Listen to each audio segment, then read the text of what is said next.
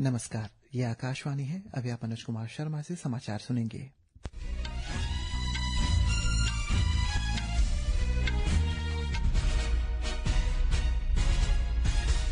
पहले मुख्य समाचार।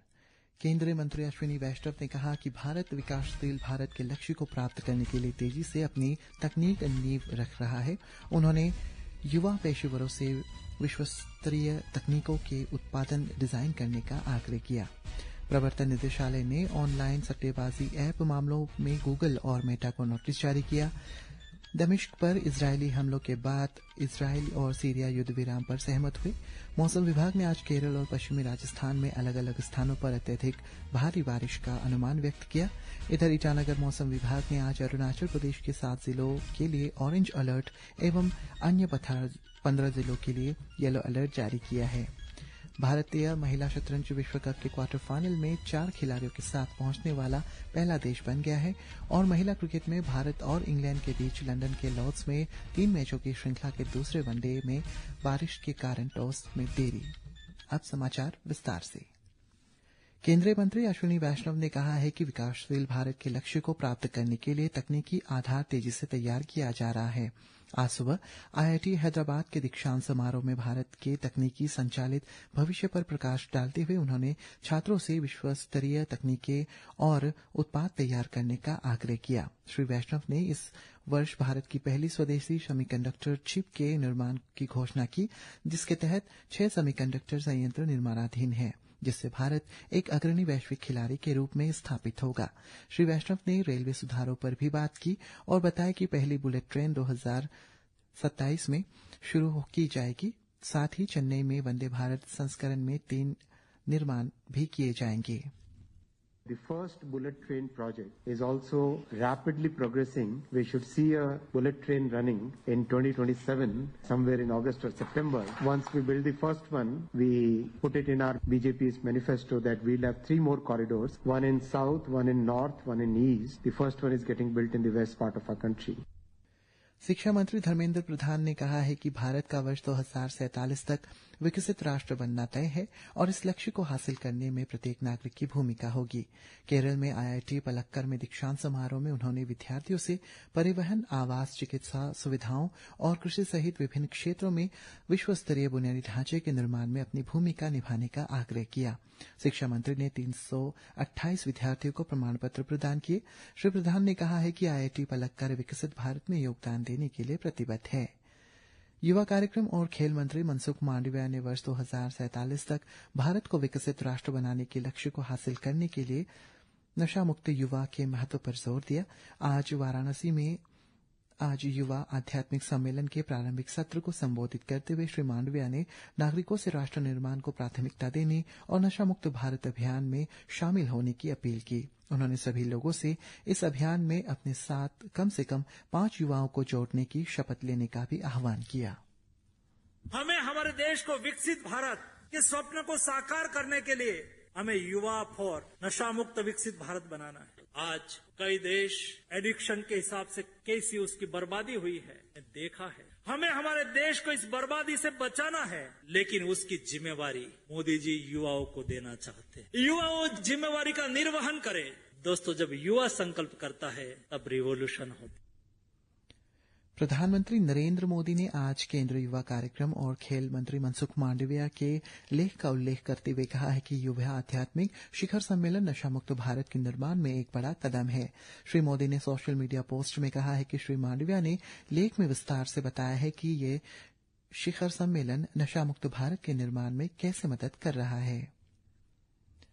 प्रवर्तन निदेशालय ने ऑनलाइन सट्टेबाजी ऐप मामलों में तकनीकी कंपनियों गूगल और मेटा को नोटिस जारी किया है।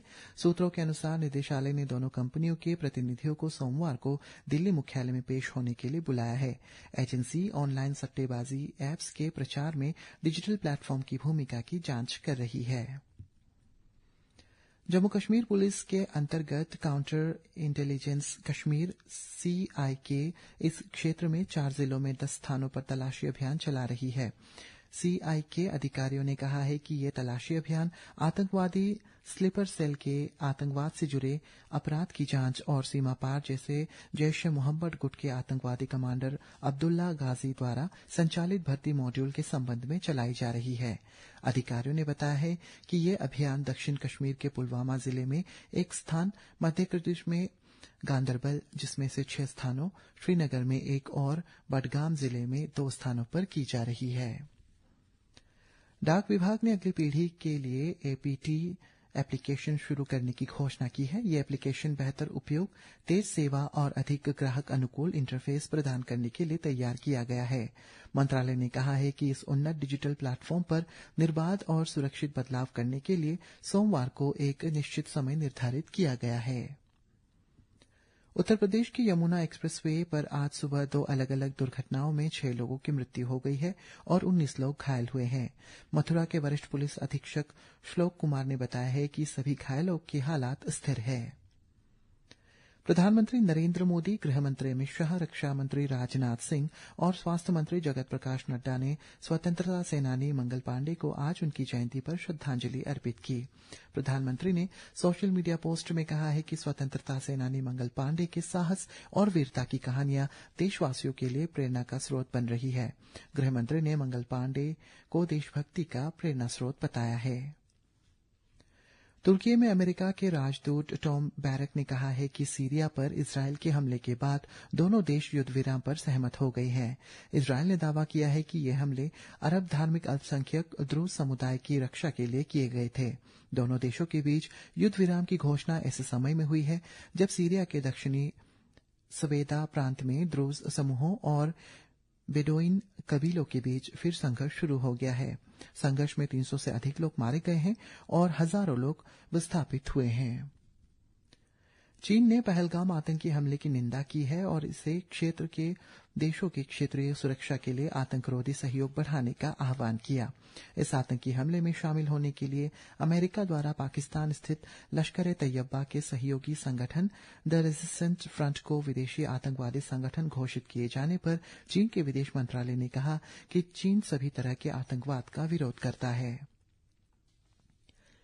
अमेरिका के राष्ट्रपति डोनाल्ड ट्रंप ने वॉल स्ट्रीट जर्नल और उसके मालिकों पर $10 अरब की मानहानि का मुकदमा दायर किया है।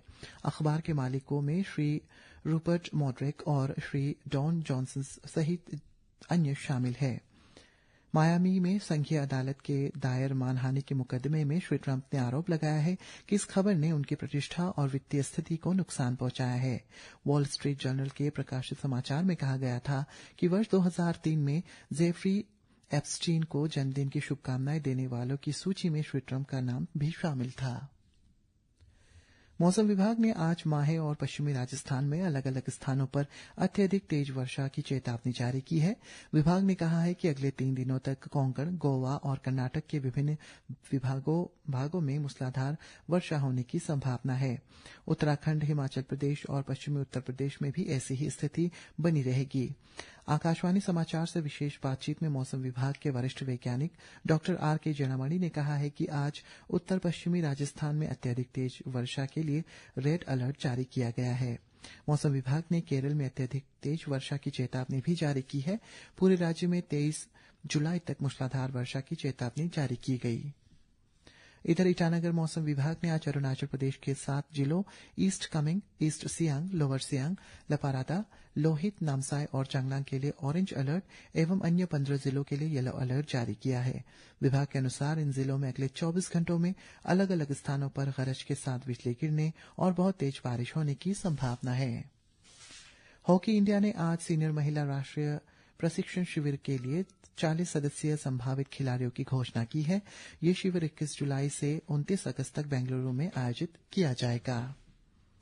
फिडे महिला शतरंज विश्व कप में grand master Koneru Humpy, D Harika, R Vaishali और अंतर्राष्ट्रीय मार्शल दिव्या देशमुख क्वार्टर फाइनल में पहुंच गई है। जॉर्जिया में बटोमी में प्री क्वार्टर फाइनल में कल इन चारों खिलाड़ियों ने अपने अपने टाई ब्रेक मैच जीतकर ये उपलब्धि हासिल की है। और महिला क्रिकेट में भारत और इंग्लैंड के बीच लंदन के लॉर्ड्स में 3 मैचों की श्रृंखला के दूसरे वनडे में बारिश के कारण टॉस में देरी हुई। इसी के साथ ये समाचार बुलेटिन समाप्त हुआ। नमस्कार।